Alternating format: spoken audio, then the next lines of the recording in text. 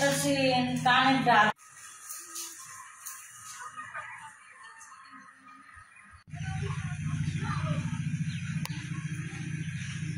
আমার নাম শহীদুল সরকার, আমার আব্বার নাম আনিস সরকার, আমাদের বাড়ি এনায়তনগর খানকান্দি। গত বছর আমাদের এলাকায় শিলুবিহারি আমার বড় ভাই মিরাজ সরকার ওনার একটা বাড়ি ঘুরে ফেলেছে, ওটা দেখতে গেছিল।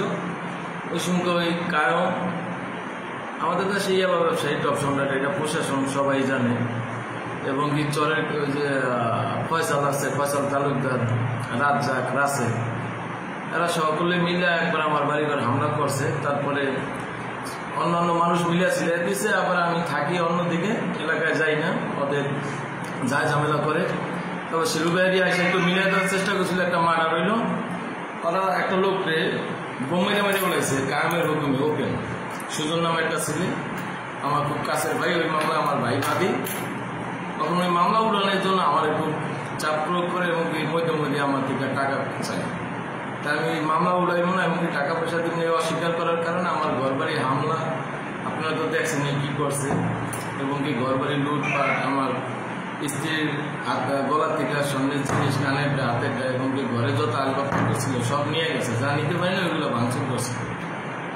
নগদ টাকা ছিল আমার ঘরে 9.5 লক্ষ টাকা, আর স্বর্ণ গয়না মোটামুটি 4 ভরির মতো ছিল।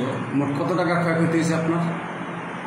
মিনিমাম অন্তত 22 থেকে 23 লক্ষ টাকা। কে কে নিছে এগুলি?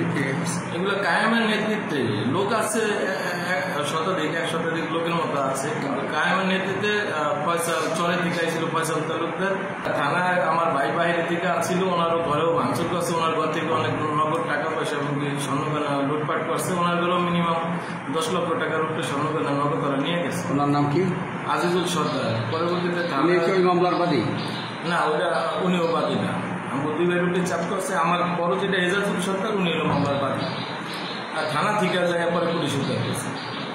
আচ্ছা, এই বিষয়টা কি থানাকে জানাইছেন? যে থানা থেকে যায় আমাদের বাইরে উদ্ধার করছে, আমাদের বাড়িঘর থেকে আমার বাইরে উদ্ধার করছে।